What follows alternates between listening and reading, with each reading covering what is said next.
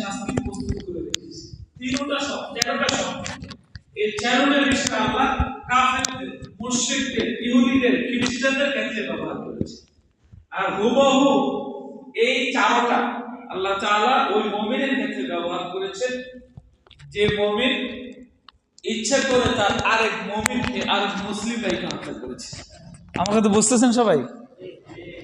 দেখুন, একজন মুমিন আরেকজন মুমিনকে হত্যা করার এই বিষয়টা কত অপরাধ, এটা বলতে গিয়ে আল্লাহ চারটা বিষয় উল্লেখ করেছেন। এই চারটা কিন্তু একসাথে কোনো কাফেরের ক্ষেত্রেও বলেননি আল্লাহ, কোনো মুশরিকের ক্ষেত্রেও বলেননি, ধাপে ধাপে বলছেন।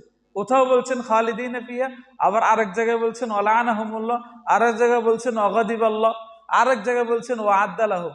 কিন্তু ওই চারোটা কাফেরদের গুণ, কাফেরদের এই ভয়াবহ পরিণতির চারোটা বিষয় আল্লাহ একসাথে ওই মুমিনের ক্ষেত্রে ব্যবহার করেছেন, যে মুমিন ইচ্ছে করে আরেকজন মুমিনকে হত্যা করেছে। বুঝতেছেন সবাই? আবার চারোটা উল্লেখ করতেছি, দেখুন। খালিদান ফিহা, এনে খালিদান ফিহা তাফসীর উলামা একরাম করেছেন মুমিন যেহেতু, এই জন্য করেছেন দীর্ঘস্থায়ী। আর কাফেরদের ক্ষেত্রে বলেছেন হলো চিরকাল, মুমিনদের ক্ষেত্রে বলেছেন দীর্ঘস্থায়ী। কারণ মুমিন কোনো না কোনো এক সময় ঈমানের হালতে মৃত্যু হলে সে জান্নাতে যাওয়ার সুযোগ আছে। এই ক্ষেত্রে ওলামা একরাম তাফসীর করেছেন খালিদান মানে দীর্ঘস্থায়ী, দীর্ঘস্থায়ী ধরুন ওলামা একরামের ব্যাখ্যা অনুযায়ী। কিন্তু দেখুন, দীর্ঘস্থায়ী এটা কিন্তু, এই শব্দটা কিন্তু কাফেরদের ক্ষেত্রে আল্লাহ ব্যবহার করেছেন খালিদিনা। জায়গায় জায়গায়, আমি আবারও বলছি, জায়গায় জায়গায় যেখানে দেখবেন জাহান্নামের সাথে খালিদিনা খালিদান আছে, সেখানে দেখবেন মুশরিকদের কথা বলেছেন, কাফেরদের কথা বলেছেন, হিন্দুদের কথা বলেছেন এবং ইহুদি খ্রিস্টানদের কথা বলেছেন। কিন্তু হুবহু একই কথা আল্লাহ তাআলা মুমিনের ক্ষেত্রে বলেছেন। এতটুকু বলে ছেড়ে দেননি আল্লাহ তাআলা। কাফেরদের অন্যান্য জায়গায় যে কথাগুলো বলেছেন, এই কথাগুলো আল্লাহ কিন্তু একই সাথে এই অপরাধী, এই হত্যাকারী মুমিনের ক্ষেত্রে একসাথে বলে দিয়েছেন। পরেরটা অগাদিবাল্লাহ আলাই, আল্লাহ তার উপরে রাগ করেছেন। ওয়ালানাহুমুল্লাহ, আল্লাহ তার উপরে লানত করেছেন। ওয়া আজ্জালাহুম আযাবান আলিমা, তার জন্য আল্লাহ তাআলা জাহান্নামের কঠিন শাস্তি, বেদনাদায়ক, যন্ত্রণাদায়ক শাস্তির ব্যবস্থা করে রেখেছে। বুঝছেন আমার কথা ভাই? বুঝছেন? একজন মুমিনকে হত্যা করা কত বড় অপরাধ, আরো হত্যা করেছে আরেক তার ভাই, আরেক মুসলিম ভাই, মুমিন ভাই। এটা যে মুমিনে হত্যা করেছে, এটা বোঝার জন্য এর আগের আয়াতটা দেখুন, সূরা নিসার 92 নম্বর আয়াত। এটা যেটা বললাম 93, এর আগের আয়াত হলো 92।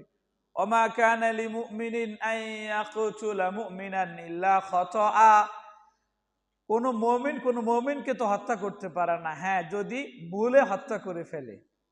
তাহলে তার ভুলে হত্যা করলে তার বিভিন্ন রকমের জরিমানার কথা বলা হয়েছে। গোলাম আজাদ করা, তাকে 2 মাস লাগাতার রোজা রাখা এবং তাকে দিয়ত দিয়ে দেওয়া, বিভিন্ন রকমের জরিমানার কথাই আয়াতে বলা হচ্ছে, পুরাই 92 নম্বর আয়াতে।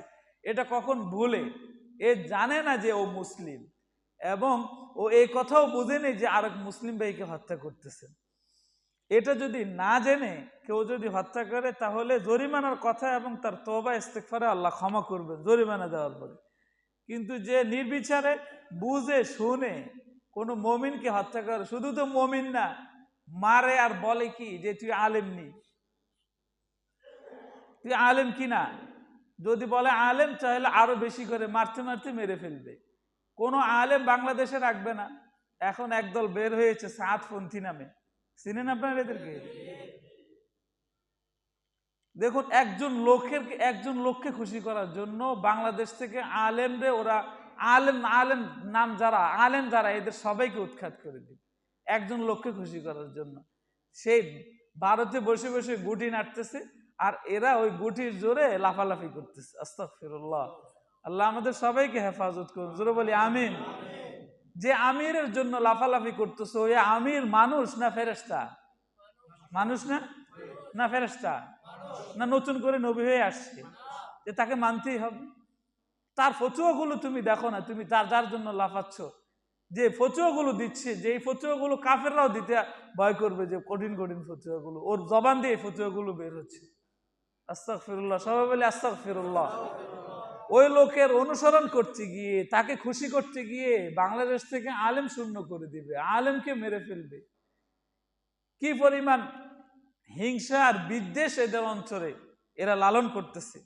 ওলামা একরাম যদি এদের মতো হিংস্র হতো, আর ওলামা একরাম এদের মতো যদি মারমুখী হতো, এর একটারও জায়গা হতো না বাংলাদেশে। কথা ঠিক কিনা? একটারও জায়গা হতো না।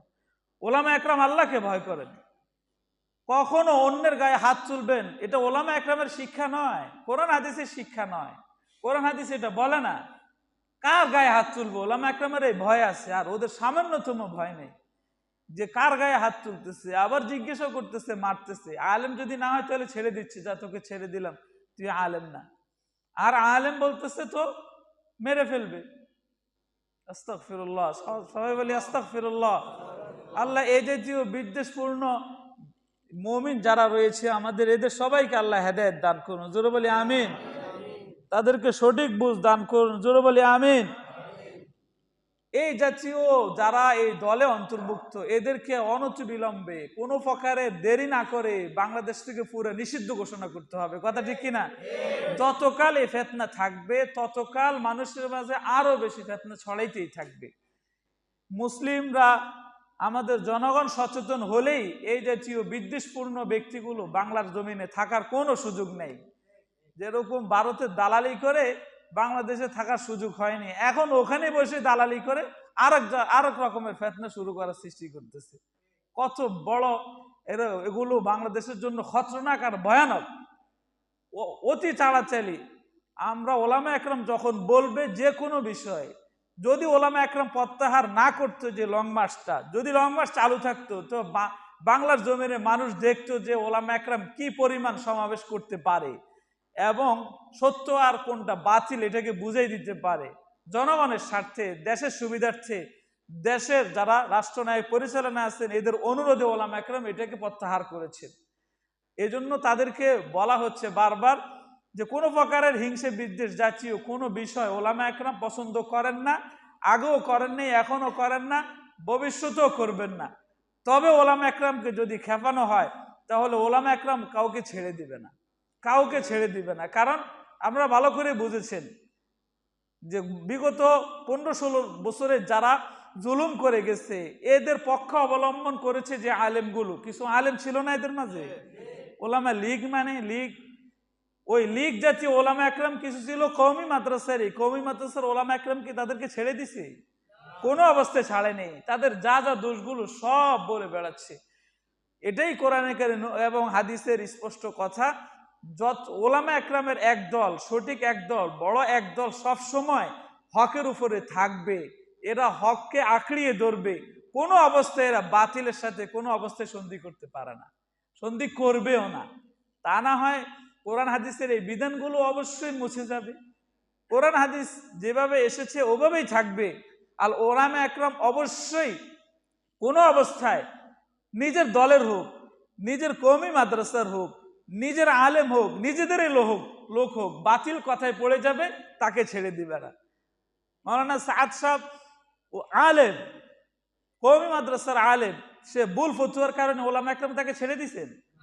ছেড়ে দেন। এটা বলেন না যেহেতু আমাদের লোক, আরে কিচ্ছু হবে না, কোনো প্রকারের গড়িমসি নেই, এই ক্ষেত্রে কোনো গড়িমসি হবে না। নিজেরা এক প্ল্যাটফর্মে হলেও যখন কোরআন হাদিস বিরোধী জবান কারো হবে এবং কেউ কোরআন হাদিস বিরোধী কথা বলবে, কোনো অবস্থা ওলামা একরাম ছেড়ে দিবে না।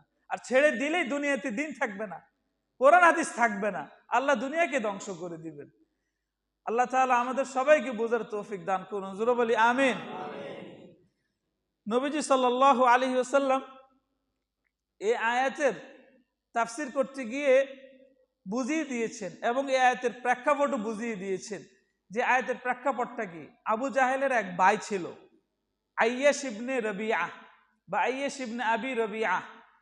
আইয়াশ আবু জাহেলের ভাই আইয়াশ রাদিয়াল্লাহু আনহু মুসলিম হয়েছেন।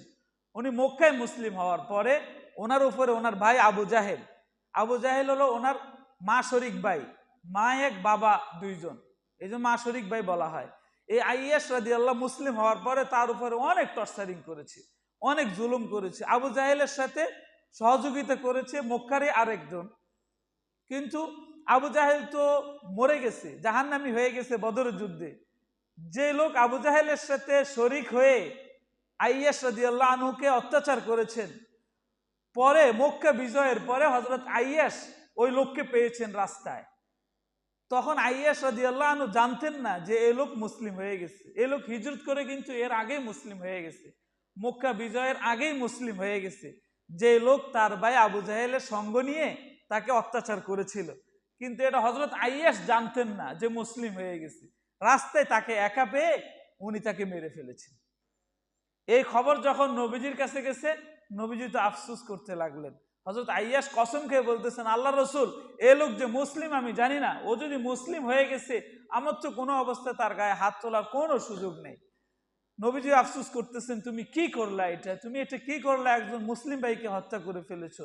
আর তখনই আল্লাহ তাআলা এই আয়াতগুলো দিয়েছেন, যদি ভুলে হত্যা করে ফেলে তাহলে তার কিছু জরিমানা আছে, এগুলো দিয়ে দিলে চলবে। এরপরে আল্লাহ ওই আয়াতটা বলেছেন, বলে না ইচ্ছা করে, ওয়া ইয়াকতুল মুমিনা মুতাআম্মিদান ফাজাযাউহু জাহান্নামু খালিদান ফিহা, কোন মুমিন ভাইকে কেউ যদি ইচ্ছা করে হত্যা করে আর এই হত্যার কারণে তার 4 রকমের শাস্তি আল্লাহর পক্ষ থেকে গ্রহণ করতে হবে। এক হলো দীর্ঘস্থায়ী জাহান্নামী হতে হবে, দ্বিতীয় আল্লাহর গোস্বা আজীবন তার উপরে থাকবে, তৃতীয় আল্লাহর লানত সবসময় চালু থাকবে, চতুর্থ হলো জাহান্নামে তার জন্য যন্ত্রণাদায়ক শাস্তির ব্যবস্থা করে রেখেছেন। সূরা নিসার 93 নম্বর আয়াত। ভাই এই শিক্ষা আমাদের নিতে হবে। আমার এক মুসলিম ভাই, আমার স্বার্থ উদ্ধার হচ্ছে না, তাকে কিভাবে হত্যা করতে পারি, আমি কিভাবে হত্যা করতে পারি, কিভাবে এই দুঃসাহসটা দেখাইতে পারি? আর ওটা কত বড় দুঃসাহস! আরো তো মুসলিম আবার আলেম বিদ্বেষী হয়ে, আলেম কিনা, আলেমকে রাখবে না বাংলার জমিনে, আলেমকে রাখবে না। তো আলেমকে রাখবে না, তুমি কাকে নিয়ে বাংলার জমিনে থাকবে? তোমার সঙ্গী হবে কারা? তোমার সহপাঠী হবে কারা? তোমার সহচর আর অনুসারী হবে কারা? তো সব অবশ্যই শয়তানগুলো হবে। আর বাংলার জমিন কেন, পৃথিবীতে ওলামা একরাম ছাড়া এই সহচর গুলো দিয়ে কেউ পৃথিবীতে চলতে পারবে না। আল্লাহ পৃথিবী রাখবেন না। আমি একদিন বলেছি, পৃথিবীর আসমানের খুঁটি, মনে আছে আপনাদের? আসমানের খুঁটি কারা? ওলামা একরাম। এটা মনে রাখতে হবে আপনাদের। যতকাল ওলামা একরাম থাকবে আসমান থাকবে, আল্লাহর জমিনে আসমান থাকবে। আর থাকবে না তো আসমান পড়ে যাবে। পৃথিবী আল্লাহ কারো জন্য রাখবেন না। আল্লাহ আমাদের সবাইকে বোঝার তৌফিক দান করুন, জোরে বলি আমিন। নবীজি সাল্লাল্লাহু আলাইহি ওয়াসাল্লাম এই আয়াতের তাফসীর করতে গিয়ে হাদিস বলেছেন, ক্বালা রাসূলুল্লাহ সাল্লাল্লাহু আলাইহি ওয়াসাল্লাম, লা ইয়াহিল্লু দামু ইমরিইন মুসলিমিন, কোন মুসলমানের জন্য হালাল নয়, বৈধ নয় যে ইয়াশহাদু আল্লা ইলাহা ইল্লাল্লাহ ওয়া আন্নী রাসূলুল্লাহ, যে মুসলিম সাক্ষ্য দিয়েছে আল্লাহ ছাড়া কোনো ইলাহ নাই এবং আমি আল্লাহর রসুল, এই সাক্ষ্য দিয়েছে, অন্য মুসলিমের জন্য কোনো অবস্থায় সুযোগ নাই তার গায়ে হাত তোলা এবং তাকে হত্যা করা। সহিহ বুখারী, স্পষ্ট সহিহ হাদিস 68-78 নম্বর হাদিস, 6878 সহিহ বুখারী, স্পষ্ট সহিহ হাদিস 68-78, 6878 নম্বর হাদিস। দেখুন কত বড় ভয়ানক একটা বিষয়। কিয়ামতের ময়দানে আল্লাহ রক্ত নিয়ে বিচার করবেন আগে। যারা রক্তপাত করেছে এর বিচার হবে আগে। আমরা বলি না যে কিয়ামতের ময়দানে নামাজের হিসাব হবে আগে? জানেন না হাদিস এটা? আউয়ালু মা ইউহাসাবু বিহি ইয়াউমাল কিয়ামাতি আস-সালাহ। কিয়ামতের ময়দানে আগে সালাতের হিসাব হবে, নামাজ কে পড়েনি। হ্যাঁ, এটা ঠিক আছে, এটা আউয়াল হলো ইবাদতের দিক দিয়ে, কিন্তু ইবাদতের পাশাপাশি আরেকটা সাইড আছে, বিচার ব্যবস্থাকে দিকে খেয়াল করে সর্বপ্রথম কিয়ামতে বিচার হবে রক্ত নিয়ে। আউয়ালু মা ইউকযা বাইনান নাসি ইয়াউমাল কিয়ামাতি ফিদ দিমা। আউয়ালু মা ইউকযা বাইনান নাসি ইয়াউমাল কিয়ামাতি ফিদ দিমা। মানুষের মাঝে কিয়ামতের ময়দানে সর্বপ্রথম বিচার যে কাজ শুরু হবে সেটা হলো রক্ত নিয়ে, যে কে কাকে হত্যা করেছে নির্বিচারে এবং বিনা অপরাধে, এই বিচারটা হবে সবার আগে। নবীজির এই হাদিস স্পষ্ট সহিহ হাদিস, সহিহ বুখারীর রয়েছে। সহিহ বুখারীর 68-64 নম্বর হাদিস, স্পষ্ট সহিহ হাদিস 6864, 68-64, 6864 নম্বর হাদিস, স্পষ্ট সহিহ হাদিস। তো আমরা এই কথা বুঝলাম, ইবাদতের ক্ষেত্রে আউয়ালের হিসাব হবে, প্রথম হিসাব হবে সালাতের।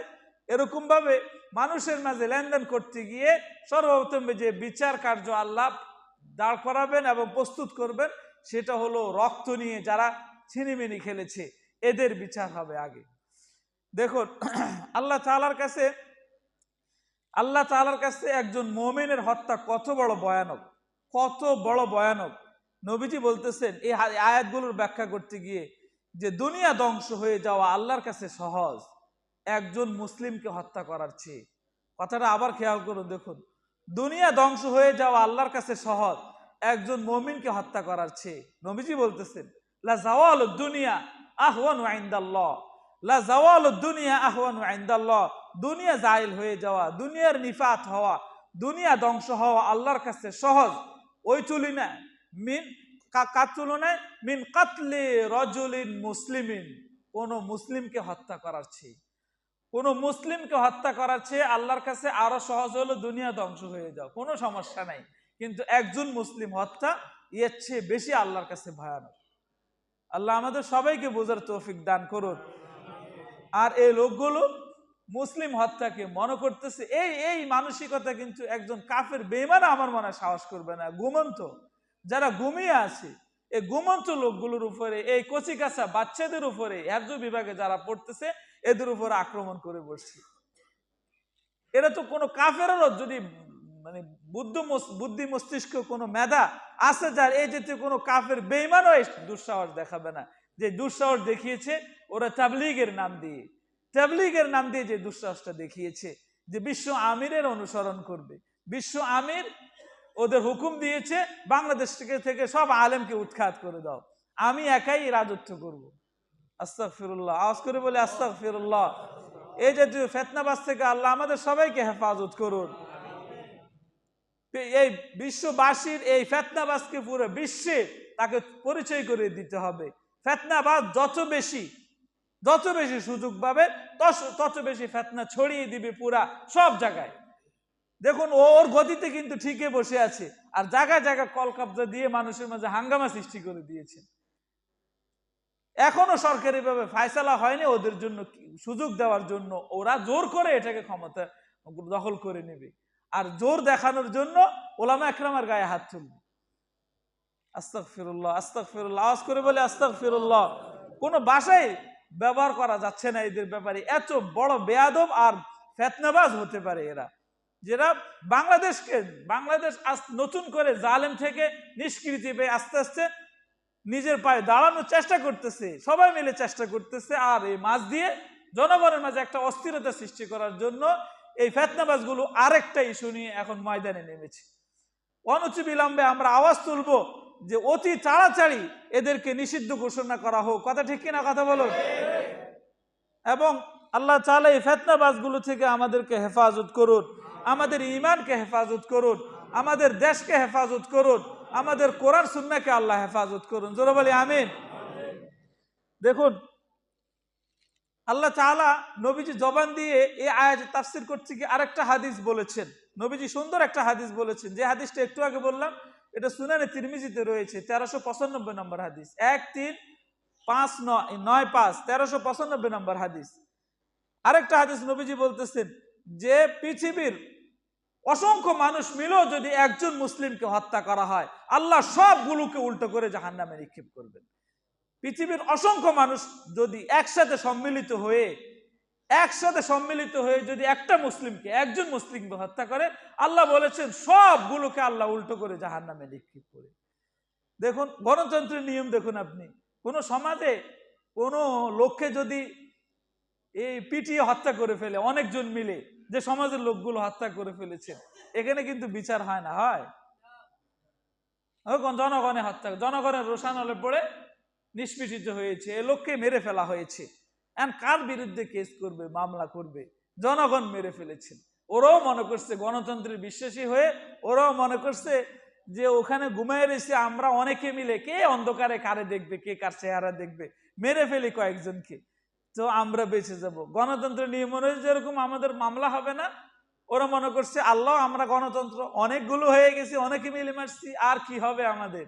নবীজি বলে দিয়েছেন সংখ্যায় কত হবা, নবীজি জবান দিয়ে আল্লাহ বলে দিয়েছেন সংখ্যা কতজন হবা, যত সংখ্যা হও না কেন, একজন মুসলিমের হত্যার কারণে সবগুলোকে আল্লাহ উল্টা করে জাহান্নামে নিক্ষেপ করবে। দুনিয়ার মানুষ তাদের মাথার বুদ্ধি আর তাদের রাডারে না ধরলেও একজন মানুষকে হত্যা করতে গিয়ে সংখ্যা যত লোক হোক, আল্লাহ কি সবগুলোকে চিহ্নিত করতে পারবেন না? কথা বলেন না কেন? পারবেন না? এটাই আল্লাহ বলতেছেন, লাউ আজমা আহলুস সামাওয়াতি ওয়াল আরদ, আসমানবাসী সবাই মিলে, জমিনবাসী সবাই মিলে, আলা কাতলি রাজুলিন মুসলিমিন, একজন মুসলিমকে যদি হত্যা করে। আল্লাহ শুধু জমিনের কথা বলছেন? আসমানে কি মানুষ থাকে? আসমানে কারা থাকে? আসমানের কথা বলছেন। আসমানবাসী সহ, জমিনবাসী সহ সবাই মিলে যদি আলা কাতলি রাজুলিন মুসলিমিন, একজন মুসলিমকে হত্যা করে, নবীজি বলতেছেন লা কাব্বাহুল্লাহু ফিন্নার, লা কাব্বাহুমুল্লাহু ফিন্নার, এই আসমানবাসী সবাইকে, জমিনবাসী সবাইকে আল্লাহ উল্টো করে সবগুলোকে জাহান্নামে নিক্ষেপ করবেন। আস্তাগফিরুল্লাহ, আজ করে বলি আস্তাগফিরুল্লাহ। কত বড় কঠিন কথা আল্লাহ বলেছেন নবীজির জবান দিয়ে। নবীজি তাফসীর করে দিয়েছেন হাদিসের। আসমানবাসী ফেরেশতাদের তো কোনো অপরাধ নাই, আর ফেরেশতারাও যদি জমিনবাসীর সাথে একসাথে হয়ে, সম্মিলিত হয়ে, মিলে জিলে একজন মুসলিমকে হত্যা করে, আসমানের এই অসংখ্য ফেরেশতা, জমিনের এই অসংখ্য মানুষ, সবাইকে আল্লাহ উল্টা করে জাহান্নামে নিক্ষেপ করবেন একজন মুসলিম হত্যায়। একজন মুসলিম হত্যা কত বড় ভয়ানক আল্লাহর কাছে। নবীজি এটাকে কত বেশি ভয় করেছেন আর কত বড় কথা বলেছেন। আপনি কি শুধু একটা এলাকার কথা বলেছেন নবীজি? কোনো করিয়ার, কোনো গ্রামের কথা বলেছেন? কোনো গ্রামের কথা বলেননি, কোনো ওয়ার্ডের কথা বলেননি, কোনো থানার কথা বলেননি, আর কোনো জেলা এবং কোনো দেশের কথা বলেননি। সরাসরি আহলুস সামাওয়াতি বলেছেন, আসমানবাসী সবাই, আহলুল আরদ, জমিনবাসী সবাই, সবাই মিলে যদি আলা কাতলি রাজুলিন মুসলিমিন, এক মুসলিমকে হত্যা করার জন্য সম্মিলিত হয়, একত্র হয়, লা আকাব্বাহুল্লাহু হুমুল্লাহু ফিন্নার, আল্লাহ সবগুলোকে উল্টা করে জাহান্নামে নিক্ষেপ করবেন। নাউযুবিল্লাহ। আল্লাহ আমাদের সবাইকে হেফাজত করুন। আমাদের মুসলিম ভাইয়ের গায়ে হাত তোলা এই জাতীয় মানসিকতা থেকে আল্লাহ আমাদের সবাইকে মুক্ত করুন। জোরে বলি আমিন। আল্লাহ আমাদের সবাইকে অতি তাড়াতাড়ি এই জাতীয় ফিতনাবাজ থেকে হেফাজত করুন। জোরে বলি আমিন। নবীজি সাল্লাল্লাহু আলাইহি সাল্লামের এই সুন্নাহ, আত-তাবরানী, একটা হাদিসের কিতাব আছে তাবরানী, অনেকে নাম জানেন না হয়তো। এই তাবরানী আবার 3 খণ্ডে। একটা হলো আত-তাবরানী ফিল কাবীর, আত-তাবরানী ফিল আওসাত, আত-তাবরানী ফিস সাগীর। এটা হলো আত-তাবরানী ফিল মুআজামিস সাগীর, যেটা আল মুআজামুস সাগীর, আত-তাবরানী ফিল মুআজামিস সাগীরের 565 নম্বর হাদিস, 565 565 নম্বর হাদিস, তাবরানী ফিল মুআজামিল কাবীরের। কত বড় কথা বলেছেন নবীজি সাল্লাল্লাহু আলাইহি ওয়াসাল্লাম। আজ আমরা সামান্যতম চিন্তা করি না, সামান্যতম চিন্তা করি না। কারণ একজন মুসলিমকে হত্যা মানে পুরা দেশ সহ পৃথিবীবাসী দাঙ্গা হয়ে যাওয়ার সম্ভাবনা আছে। আর যে দাঙ্গা আল্লাহ কখনো পছন্দ করেন, কখনো পছন্দ করেন। আপনি কোন দলকে এমন খুঁজে পাবেন যে 3-4 জনকে হত্যা করার পরে তারা এখনো শান্ত থাকবে? এটা ওলামা একরাম শান্ত করার কারণে, ওলামা একরাম মানুষকে বুঝ দেওয়ার কারণে এখনো শান্ত আছে। আর ওদের মতো উশৃঙ্খল হলে সংখ্যায় সংখ্যায় দরে দরে সবগুলোকে নিষ্পেষিত করার সুযোগ রাখে ওলামা একরাম। কিন্তু এদের মাঝে আল্লাহর ভয় রয়েছে, কোরআন হাদিস শিখে তারা আল্লাহর ভয় আছে। আল্লাহ তাআলা আমাদের সব সময় ওলামা একরামের সাথে থাকার তৌফিক দান করুন। জোরে বলি আমিন। এবং ওলামা একরামের হাত ধরে নিজের জীবনকে সুন্দর করার তৌফিক দান করুন। জোরে বলি আমিন। নবীজি সাল্লাল্লাহু আলাইহি ওয়াসাল্লাম বলেছেন, এই জাতীয় হত্যাকারী যারা, মুমিনকে হত্যাকারী যারা, এদের কোনো ক্ষমা নেই, এদের কোনো ক্ষমা নেই। নবীজি বলেছেন, কোরআনে কারিমে আল্লাহ ক্ষমা নাই এক গ্রুপের কথা বলেছেন, তারা হলো মুশরিক। সূরা নিসার 116 নম্বর আয়াত, ইন্নাল্লাহা লা ইয়াগফিরু আন ইউশরাকা বিহি ওয়া ইয়াগফিরু মা দুনা যালিকা লিমান ইয়াশা। নিশ্চয় আল্লাহ তাআলা ক্ষমা করবেন না ওই লোকগুলোকে যারা শিরক করে। আল্লাহ অন্য কোনো গুনাহ হলে ওগুলোকে ক্ষমা করে দিবেন, কিন্তু যারা শিরক করে এদেরকে আল্লাহ ক্ষমা করবেন না। শিরককে আল্লাহ কোনো অবস্থায় ক্ষমা করবেন না। এটাকে উদাহরণ দেওয়ার জন্য, আমরা বোঝানোর জন্য বলি, আল্লাহ তার বান্দাকে সৃষ্টি করেছেন তার গোলামি করার জন্য। বান্দা তার গোলামি করতে গিয়ে যদি লগে আরেকজনকে সাথে নেয়, সাথে যদি আরেকজনকে নেয় যে হ্যাঁ এও থাকলে ভালো হবে, আল্লাহ তো আছেন বড়, আল্লাহর কাছে সুপারিশ বা আল্লাহ কাছে কিছু সহযোগিতা করবে, একেও আমি খোদা মানি, এই জাতীয় মানসিকতা যদি কেউ পছন্দ করে, এটাকে বলা হয় শিরক। পৃথিবীতে যত মূর্তি পূজারী ছিল সবগুলো মুশরিক, সবগুলো মুশরিক। এবং পৃথিবীতে এখন যারা আছে এর বেশিরভাগই হলো মুশরিক, মানে আল্লাহর সাথে অন্যকে সমকক্ষ বানায়। এই জাতীয় আল্লাহর ইবাদতে যারা শিরক করে এদের ক্ষমা নাই, এদের ক্ষমা নাই। আপনি সাধারণ দৃষ্টিকোণ থেকে উদাহরণটা দেখুন একটু। আপনার যদি সাধারণ বুঝ থাকে, আপনি যদি সাধারণ পর্যায়ের একজন বুঝমান মানুষ হন, যে আপনার বুঝ শক্তি আছে মোটামুটি, তাহলে আমাদের এখানে যারা আছি কেউ কি এই কথাতে পছন্দ করবে যে তার স্ত্রী তার সাথে কিছু সময় দিবে, আরেকজনের সাথে সময় দিবে? এরকম আছে কোন রুচিশীল কোনো মানুষ আছে? এরকম মুসলিম হয়ে কোন রুচিশীল মানুষে এটা চিন্তাও করতে পারবে না।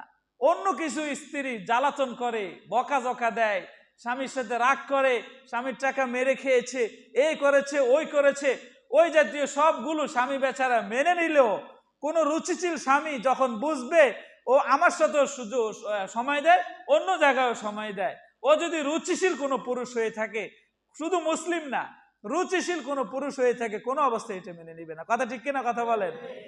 এখানে যেরকম স্বামী বলেছে একচ্ছত্র অধিকার আমার স্ত্রীর উপরে, আল্লাহ এটা বলে দিয়েছেন মানুষকে সৃষ্টি করার পরে একচ্ছত্র আমার অধিকার, এক অধিকার যে এরা আমার ইবাদত করবে, অন্য কারো গোলামি করার তারও কোনো সুযোগ নাই। তো আমি মানুষ হয়ে, মাখলুক হয়ে, আল্লাহ আমাকে একটা সুযোগ করে দিয়েছেন স্ত্রী গ্রহণ করার, ওখানে আমি আমার একচ্ছত্র অধিকার গ্রহণ করতে গিয়ে সামান্যতম আমি ছাড় দিতে রাজি নই।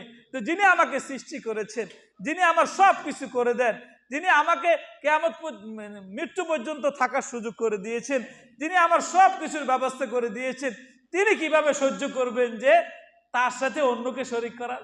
সহ্য করবেন? কোনো অবস্থায় সহ্য করবেন না।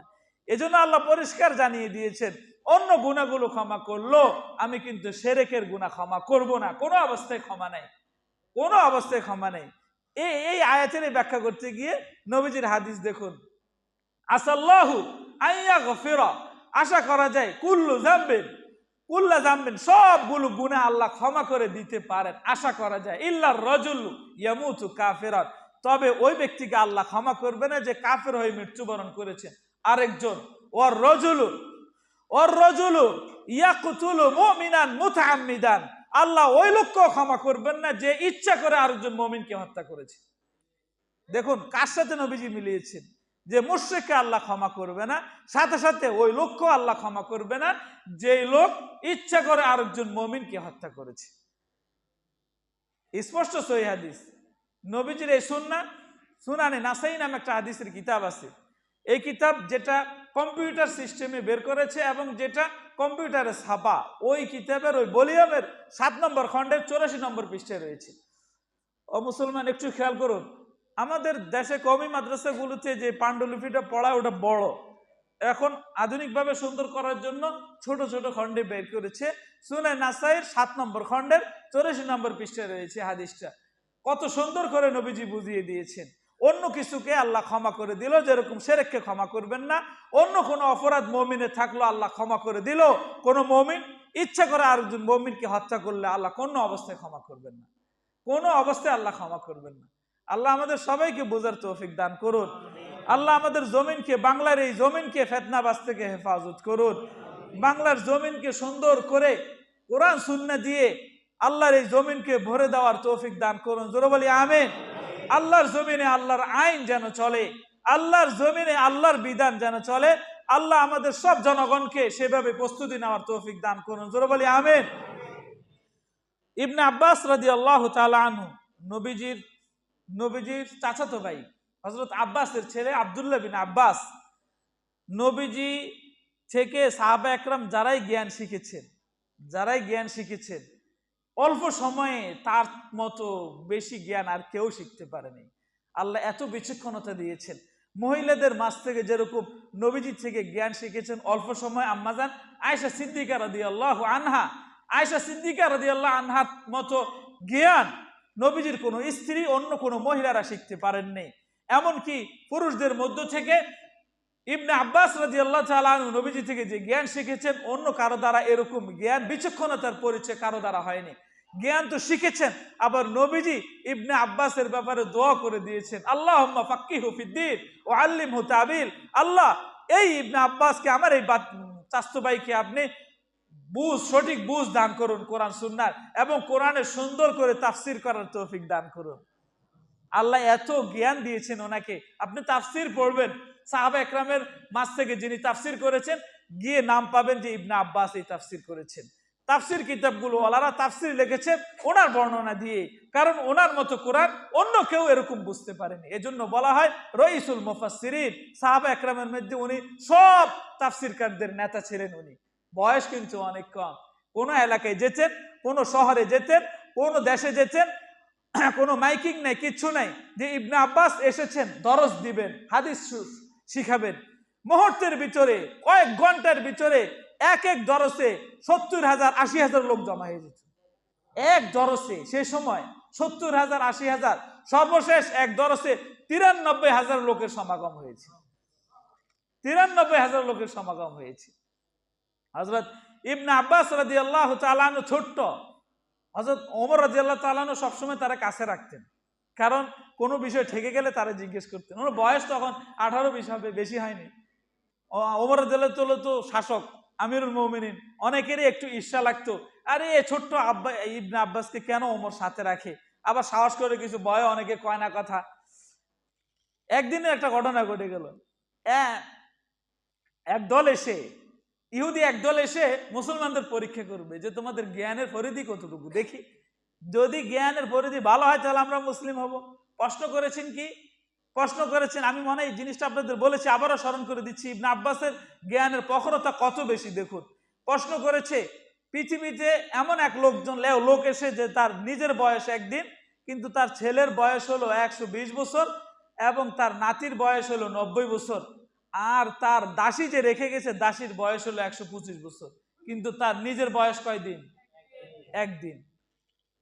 এটা একটা মানে অসম্ভব প্রশ্ন না? এ লোক কেমন লোক হতে পারে, তার নিজের বয়স মাত্র একদিন, তার ছেলের বয়স 120 বছর, তার নাতির বয়স 90 বছর, আর তার রেখে যাওয়া বাঁদির বয়স হলো 125 বছর। এটা আশ্চর্যকর, অবাক্যর বিষয় না? এটা শুনে সাহাবা একরাম তো সবাই হা করে তাকিয়েছেন। এটা কোন ধরনের প্রশ্ন হলো? এটা কোন প্রশ্ন হলো? এটা ইহুদিগুলো দুষ্ট বানিয়েছে। হযরত ওমর রাদিয়াল্লাহু তাআলা মুস্কি এসে বললেন, তোমাদের কাছে এরকম জবাব আছে কিনা, থাকলে দাও। সবাই বললেন না, কি জবাব হতে পারে?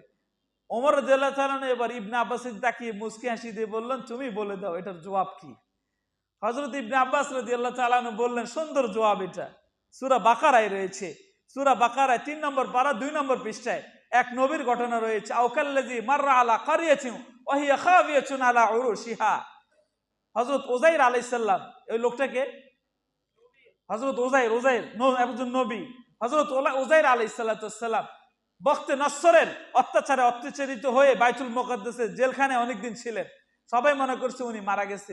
জেলখানা থেকে ছাড়া পেয়ে উনি একটা মরুভূমি দিয়ে যাচ্ছেন। ওখানে একসময় জনবসতি ছিল, অনেক বসতি ছিল, কিন্তু এখন মানুষগুলো মরে হাড্ডি বিভিন্ন জায়গায় পড়ে আছে, বিক্ষিপ্ত হয়ে আছে, ঘরবাড়ি উল্টো হয়ে পড়ে আছে।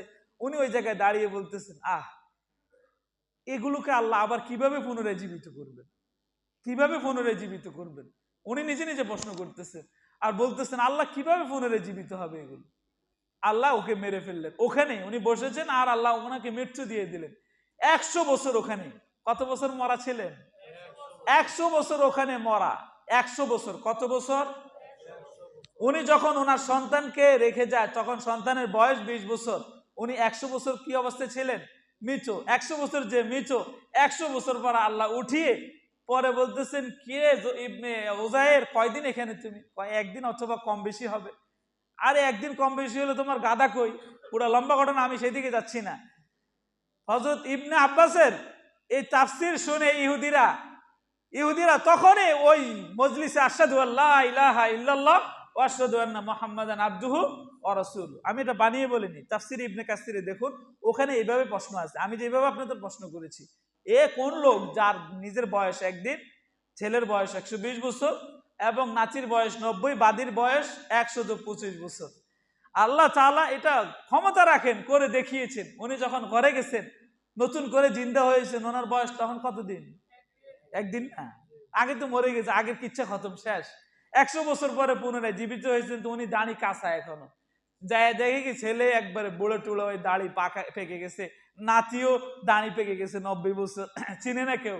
পরে যখন পরিচয় দিয়েছে, ছেলে তো জাবলিয়ে ধরেছেন, বাবা এখনো কচি, মানে এখনো যুবক, ছেলে হয়ে গেছে 120 বছর। এই কুদরত কার? এই ক্ষমতা কার? আওয়াজ করে বলি কার? আওয়াজ করে বলে আল্লাহু আকবার। ইবনে আব্বাস রাদিয়াল্লাহু তাআলা আনহু এত জ্ঞানী, উনি বলতেছেন ওয়াকাদ কানা ইবনে আব্বাস রাদিয়াল্লাহু তাআলা আনহু আন্নাহু ইয়ারা লা তাওবাতা লিল কাতিল মুতাআম্মিদান লিমুমিন। কোন মুমিনকে হত্যাকারী, ইচ্ছে করে মুমিনকে হত্যাকারী আর ওই মুমিনের কোনদিনও তওবা কবুল হবে না, কোনদিনও তওবা কবুল হবে না।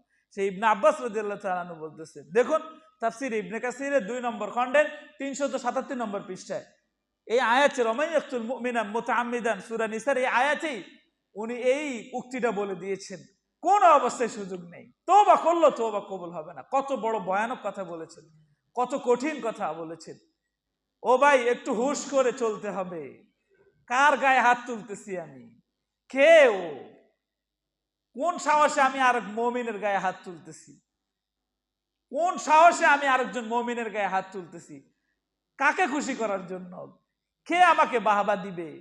কে আমার প্রতি সন্তুষ্ট হবে? কাকে খুশি করার জন্য আমি তাবলীগের নাম ব্যবহার করে, সাদের নাম ব্যবহার করে, সাদানি পন্থা অবলম্বন করে, সাদপন্থী হয়ে আমি কার গায়ে হাত তুলতেছি? এই বিষয়টা একটু খেয়াল করতে হবে। আল্লাহ আমাদের সবাইকে খেয়াল করার বোঝার তৌফিক দান করুন, জোরে বলি আমিন। আল্লাহ আমাদেরকে অতি তাড়াতাড়ি এই ফিতনাবাজ থেকে হেফাজত করুন। অতি তাড়াতাড়ি অনতি বিলম্বে এই নামধারী যারা রয়েছেন এদেরকে অতি তাড়াতাড়ি নিষিদ্ধ করার জন্য যেন যত রকমের ব্যবস্থাপনা হয় আল্লাহ যেন তাড়াতাড়ি সহজ করে দিন, জোরে বলি আমিন। এবং যতকাল আমরা থাকবো ওলামা একরামকে হাত ধরে ওলামা একরামের ছত্রছায়া এবং তাদের দিক নির্দেশনা অনুযায়ী চলবো। আল্লাহ আমাদের তৌফিক দান করুন, জোরে বলি আমিন। দুপাশে দান বাক্স রয়েছে, দান বাক্সগুলো ছেড়ে দিই। আল্লাহর ঘর মসজিদে বেশি বেশি দান করি। আল্লাহর মসজিদের কাজ চলতেছে, আমরা বেশি বেশি দান করি। আমি বলি সবসময় যে আপনারা আসেন বিভিন্ন জায়গা থেকে, আল্লাহর ঘর মসজিদে আসবেন। আল্লাহ মসজিদে জুমার নামাজ আদায়ের সুযোগ করে দিয়েছেন। একটা জুমায় কেউ আদায় করতে পারলে নবীজি বলেছেন তার 10 দিনের গুনাহ মাফ। সুবহানাল্লাহ। কয় দিনের গুনাহ মাফ? 10 দিনের গুনাহ মাফ। তো যারা টাকা পয়সা সংকটে থাকেন কমপক্ষে 10 টাকা হলে তো মসজিদের জন্য নিয়ে আসবেন। যাদের অবস্থা আল্লাহ ভালো করে